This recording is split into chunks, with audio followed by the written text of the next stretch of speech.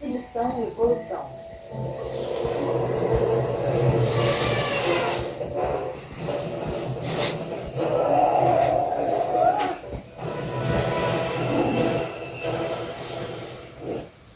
Oi pessoal, meu nome é Té Gonçalves e sou assistente do supervisor do laboratório do Tate Museum aqui nos lagos de pista de Ladré em Los Angeles. Eu vim falar dos mamíferos da Idade do Gelo como os que você viu em A Era do Gelo 3. Olhar exemplos de espécies modernas cria um tipo de ponte com os animais extintos.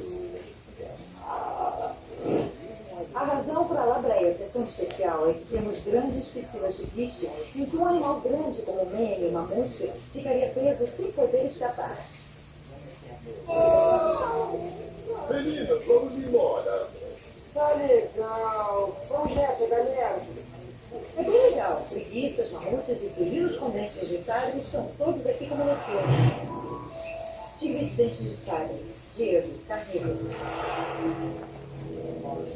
O segundo fóssil mais comum é o tigre de dentes de sabre. Eles estavam no topo da cadeia alimentar. Talvez não fossem os maiores predadores da época, mas sabiam se defender. Eles têm caninos longos completamente diferentes dos felinos de hoje. O mais interessante é como eles são formados. Eles são bem finos. Filhotes de dentes de sabre já nascem com seus caninos. Então esses felinos têm dentes de sabre a vida toda. Eles se alimentavam de visões, pequenos antílopes e bichos assim. São carnívoros. Diego, se pudesse, engoliria o Cid. Seria uma questão de tempo. Mami! Tigres de dentes de sabre não possuem parentes vivos, mas podemos analisar outros felinos, como leões africanos, e imaginar como um dente de sabre viveu e como interagiu com a fauna ao seu redor. Estou aqui com o Chadwick e Gingerbread, dois leões africanos.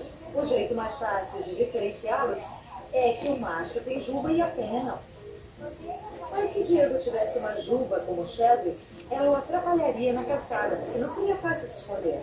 Então as fêmeas se esgueiram pelo chão e se camuflam como Diego. Esses animais, assim como o Diego, são carnívoros predadores. Para notar que ao caçar, eles espreitam e tentam chegar o mais perto possível da presa para emboscá-la. Os leões podem caçar desde animais pequenos, como o javali, até elefantes mais jovens. Há uma piscina para eles, se quiserem entrar, mas como o Diego na Era do Gelo, leões não gostam de água. Mamute, mene, herbívoro. E se tratando do maior mamífero terrestre, mamutes eram geralmente enormes. Guine se diz o maior animal terrestre, mas mamutes peludos são geralmente menores que o mamute colombiano. Este é o mamute colombiano. Eu tenho 1,85 m e sou menor que a perna dele. Estamos falando de um mamute com 4 a 5 metros de altura até o ombro, pesando quase 7 toneladas. Este é um dente de mamute colombiano. Este é o siso inferior. É o terceiro molar de um mamute colombiano. O legal é que eles pastavam, eram herbívoros. É impossível falar em mamute sem comentar das presas de massim. Este aqui tinha presas enormes. Se notar bem, elas são curvas. Elas não eram só usadas para bater em outros mamutes ou entrar em brigas. Como o mene é um mamute peludo, ele devia usar as presas para raspar o gelo e procurar comida. Este mamute colombiano aqui devia ser um partidão, porque quanto maior as presas, mais garotas ele ganhava. Muitas pessoas pensam que os elefantes vieram dos mamutes, mas não foi bem assim. Eles são primos de segundo grau. O maior mamífero terrestre vivo é o elefante. Os elefantes asiáticos pesam entre 4 e 5 toneladas. O mamute e o elefante asiático são bem parecidos, obviamente, pelo tamanho. Temos o dente de um elefante asiático que veio do nosso elefante, Mac. Elefantes têm 4 dentes na boca, 2 em cima e 2 embaixo. Eles possuem uma cavidade que moe tudo que é tipo de planta. A tromba tem aproximadamente 40 mil músculos e consegue pegar até folhinhas de grama, além de ser muito forte. Ela consegue levantar toras e bolas de demolição. Len e ele precisavam de um pelo grosso e lanoso na era do gelo para se aquecer. Elefantes asiáticos e africanos parecem ter pelos no corpo todo também. Eles servem para repelir insetos, além de refrescá-los e proteger a pele de queimaduras solares. Dá para ver claramente que eles protegem o elefante como devem ter protegido os mamutes na era do gelo. Preguiça, Cid, herbívoro. Mis amigos, que passa? Aqui no Rancho Labreia há tipos diferentes de preguiças e todas são maiores que o Cid, que é bem interessante. A mais parecida seria a preguiça terrestre de Shasta, seguida pela de Jefferson, e depois viria a preguiça terrestre de Harlan. Enorme! A preguiça terrestre de Harlan era um animal de aproximadamente 2,5 metros até o ombro, quando de pé nas patas traseiras. Suas garras tinham 20 centímetros. Para protegê-las, elas andavam sobre as articulações dos dedos das patas da frente e sobre a parte externa das patas traseiras. Então eram vagarosas e lentas. As preguiças modernas buscaram a proteção das árvores. Sua camuflagem, a baixa movimentação, então às vezes ser devagar ajuda. Esta é a preguiça de 2 dedos, Bernard. As preguiças da Era do Gelo eram parentes dessas. Todas as preguiças vêm da América Central e da América do Sul, onde vivem na floresta tropical. O Bernard passa a maior parte do tempo da vida pendurado, de cabeça para baixo. É um animal de hábitos noturnos, portanto, enxerga muito bem à noite. Diferentes espécies de algas e musgo encontram lugar para criar raízes nesse pelo áspero, onde proliferam, dando a ele uma cor esverdeada que ajuda as preguiças a se camuflar ainda mais. Por serem tão lerdas, eu acho que muitas pessoas não dão o devido crédito à inteligência delas, mas eu acho que as preguiças são altamente adaptadas, porque se não fosse, não existiriam mais. Vocês têm que começar a me tratar com respeito. Gambá, Flash e Ed, onívoro.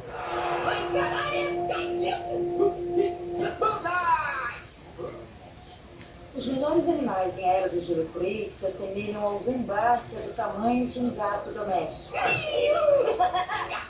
Gambás da Era do Gelo são da mesma espécie dos atuais.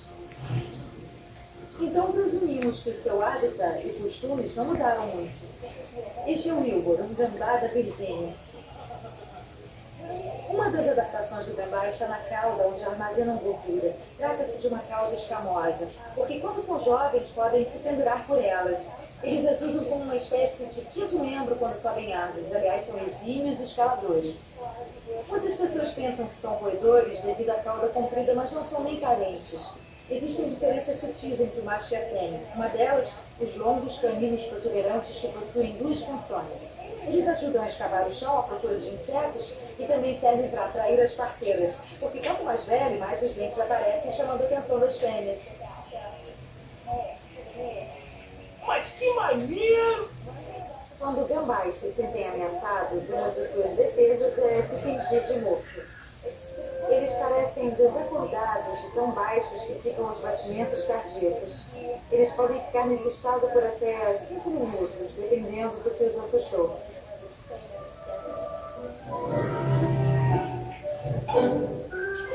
Museu de História Natural.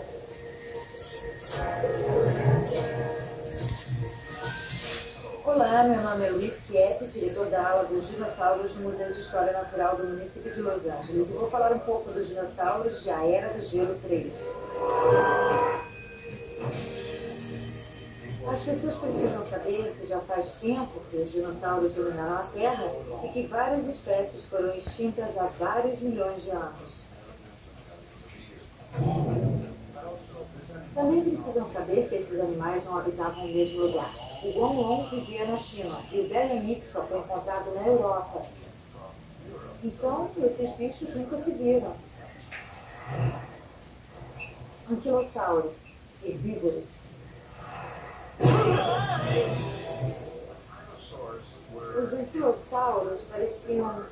tanques de guerra. Tinham ouraça e escamas ósseas, como esta, recobrindo o corpo. Eram animais lentos e muito pesados, então, se for escolher um animal atual para comparar, pense na tartaruga. Tartarugas existem há muito tempo, desde o tempo dos dinossauros. Hoje vou apresentar a tartaruga sulcata africana, também chamada de tartaruga de esporas. Os anquilossauros são semelhantes às tartarugas, apesar de não serem diretamente relacionadas. Tartarugas e anquilossauros são herbívoros, ou seja, se alimentam de frutas, gramas e folhas. Tanto os anquilossauros quanto as tartarugas usam a carapaça para se defender. Além do casco reforçado, as escamas na frente das patas são bem grossas, como uma armadura, porque quando ela põe a cabeça para dentro, as patas protegem a cabeça de predadores que podem tentar pegá-la. Eu acho que a razão para as tartarugas existirem até hoje é o formato de seus corpos, que são um sucesso e funcionam super bem. Diplódoco, herbívoro. Me sinto tão nanico. Poxa, que eu me sinto. O diplódoco era um dinossauro enorme, de pescoço comprido. Os maiores dinossauros sempre tinham pescoços compridos. Estamos falando de um animal que tinha uma cauda longa e 4 enormes patas de elefante. Ele era herbívoro e tinha a cabeça muito pequena em relação ao corpo. Este dinossauro monstruoso tinha de 20 a 25 metros de comprimento. A sua principal defesa era o tamanho. É só imaginar uma mistura de girafa com elefante. Imagine um animal 4 vezes mais pesado que um elefante com pescoço de girafa. Este é o taru, nossa girafa baringa. Assim como os diplódocos, a coluna vertebral das girafas é bem longa. Eles tinham pescoços de 2 metros que os ajudavam a alcançar folhas em árvores altas. Elas têm apenas 7 vértebras no pescoço, como os seres humanos, porém possuem outras adaptações, como uma língua de meio metro, para alcançar folhas ainda mais altas, como um dinossauro faria. Baryonyx, carnívoro. O Baryonyx é um dinossauro muito interessante, além de ser enorme. Eles tinham focinhos compridos com dentes protuberantes. Achamos que o Baryonyx e seus parentes comiam mais peixes que outros alimentos. Mais sorte na próxima, baixinho. Como os seus crânios são parecidos com os de um crocodilo, pensamos ser um dinossauro anfíbio. Mas não se esqueça que o Baryonyx tinha um corpo completamente diferente do crocodilo. Então eles eram bem diferentes neste aspecto. Tiranossauro, carnívoro. O Tiranossauro Rex é o dinossauro padrão. Estamos falando de um animal com prováveis 3, 4 metros de altura, uns 10, 12 metros de comprimento e 4 toneladas. Estudos indicam que o tiranossauro devia ser bem veloz. Mas não eram tão velozes assim. Deviam correr de 16 a 25 km por hora. O tiranossauro sobreviveu até o final da Era Mesozoica, há 65 milhões e 500 mil anos aproximadamente. As evidências indicam que, com uma cabeça tão grande, dentes de meio metro, o tiranossauro era carnívoro. Isso não quer dizer que ele não comesse animais mortos e carniça como todos os grandes carnívoros. Ele não fazia cara feia para um prato feito. O cuidado com os filhotes apresentado no filme é até certo ponto correto. Eles chocavam os ovos e protegiam seus filhotes. Eis um ovo verdadeiro de dinossauro. Ele pertence a um grande carnívoro. Ele é alongado, estreito e meio áspero. Não é lisinho, como o de uma galinha. São características típicas de um ovo de dinossauro. Várias características do esqueleto apoiam a teoria que pássaros e tiranossauros possuem um ancestral comum. Nota-se que os pés da maioria dos pássaros possuem 3 dedos principais. Se olhar para os pés de um tiranossauro, vai ver a mesma estrutura. Tanto o tiranossauro quanto os pássaros andam na ponta dos pés. E sabemos que alguns dinossauros carnívoros eram emplumados. Não estamos dizendo que o tiranossauro evoluiu para um pássaro, mas é como se fossem primos distantes. Guanlong, carnívoro. O Guanlong foi um parente mais recente do tiranossauro. Bem menor que o tiranossauro. Um dinossauro carnívoro mediano de 2 metros a 2,5 metros de comprimento com crista. Ele tinha uma crista na cabeça e é provável que o Guanlong tivesse penas, apesar de nunca terem sido encontrados. Ainda. Como o Guanlong tinha crista, podemos compará-lo a aves que têm crista como o calau. Este é o Fabian, um calau terrestre do sul e uma das aves predadoras que temos aqui no zoológico. O enfeite no alto da cabeça é chamado de crista. É uma característica que encontramos em dinossauros. Achamos que é algo que ajuda a fortalecer o bico para ajudar a capturar a presa. Eles têm 3 dedos para frente e um para trás, como vários dinossauros carnívoros. Eles são incrivelmente adaptados no solo. Como correm atrás de sua caça, o quadril, as pernas e o corpo precisam ser feitos para velocidade e força, como um dinossauro caçando. Na natureza, eles caçariam todas as espécies de pequenos mamíferos e roedores. Aqui no zoológico, eles ganham ratinhos. Como dinossauros, ele devora a caça inteira sem dilacerar a comida, ou seja, ele precisa digerir os ossos e o crânio. Para mim é fácil ver a semelhança entre esses pássaros e os dinossauros.